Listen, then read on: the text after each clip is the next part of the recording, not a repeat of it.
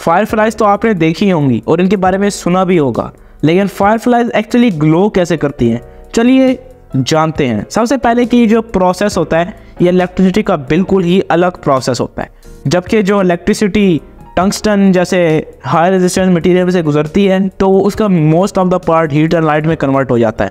Heat जो है वो तो बल्ब एब्जॉर्ब कर लेता है, लेकिन लाइट आप यूज़ करते हैं। अब देखा जाए तो इस प्रोसेस में हीट प्रोड्यूस होती है, जिसकी वजह से जो टंगस्टन या कोई भी मेटल जो कि कोर में यूज़ होता है बल्ब के, वो बहुत ही ज़्यादा गर्म हो जाता है। लेकिन जो फायरफ्लाइज है इसके बिल्कुल ही अपोजिट है। फायरफ्लाइज लाइट तो ज़रूर प्रोड्यूस करते हैं, लेकिन बिल्कुल नेचुरली करती हैं, जिसकी वजह से कोई भी एनर्जी उनकी वेस्ट नहीं होती। एनर्जी वेस्ट होने का मतलब ये है कि कोई भी एनर्जी हीट में कन्वर्ट नहीं होती, डायरेक्ट लाइट में कन्वर्ट होती हैं। और जिसकी वजह से जो फायरफ्लाइज यानी जुगनू की लाइट होती है वो एक्चुअली बिल्कुल ही कोल्ड होती है, बिल्कुल ही ठंडी होती हैं, उनको कोई भी नुकसान नहीं पहुंचता।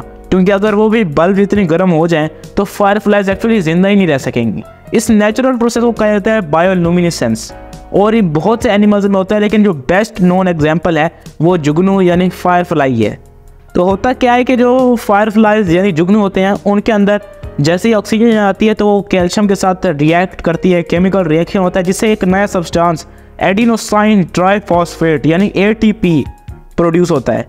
अब इनके साथ साथ एक और ख़ास इंजाइम होता है जो कि जुगनू के अंदर होता है, और हम क्यों नहीं ग्लो करते, ये इसका आंसर भी इसी चीज़ के अंदर है। एक ख़ास इंजाइम होता है लाइट प्रोड्यूसिंग, जिसको हम लूसीफरेज कहते हैं। ये लूसीफरेज ऐसा इंजाइम होता है जो कि जब ये सारे सब्सटेंसेस बन जाते हैं, ATP बन जाता है, तो एक लाइट प्रोड्यूस होती है इस प्रोसेस के अंदर। और ये क्योंकि नेचुरल लाइट होती है तो बिल्कुल भी हीट में कन्वर्ट नहीं होती।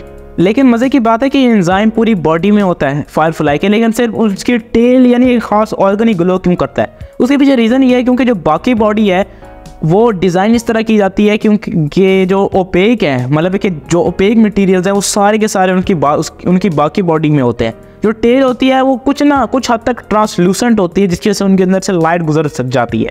यानी हम ये कह सकते हैं कि जो उनकी टेल होती है वो लाइट को बाहर जाने देती है। लाइट पूरे बॉडी में ही प्रोड्यूस होती है फायरफ्लाई के, लेकिन जाती सिर्फ टेल से बाहर है।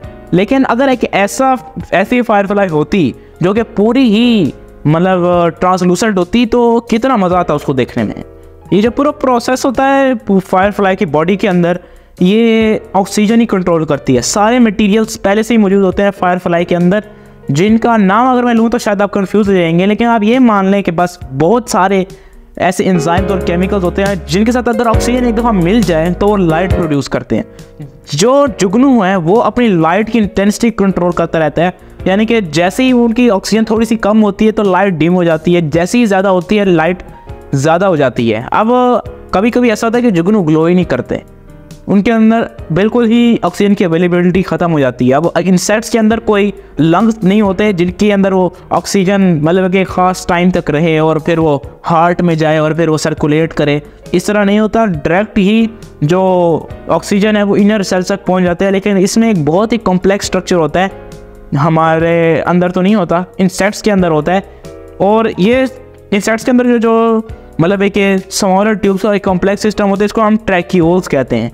हमारे अंदर बहुत कम पाया जाता है और ये ज़्यादातर हमारे लंग्स को रिप्लेस करने के लिए नहीं होता, और बहुत सारे हमारे अंदर फंक्शन होते हैं जिसको ये कंप्लीट करता है। लेकिन इंसेक्ट के अंदर जो लंग्स हैं वो एक्चुअली इनके ट्रैक्यूल्स ही हैं कि वो डायरेक्ट ऑक्सीजन जो है वो वहाँ तक पहुँचाते हैं। मतलब कि बिल्कुल रियल टाइम आपको लाइट देखने को मिलती है जुगनू के अंदर। उसकी वजह यही है कि कभी लाइट बहुत ज़्यादा डिम हो जाती है, कभी बहुत ज़्यादा ब्राइट हो जाती है। उसके पीछे वजह यही है क्योंकि इनके कोई लंग्स नहीं है जो कि यूनिफॉर्म मेजर में ऑक्सीजन को फ्लो करें। बस दोस्तों आज के लिए इतना ही, अगली वीडियो में मिलेंगे तब।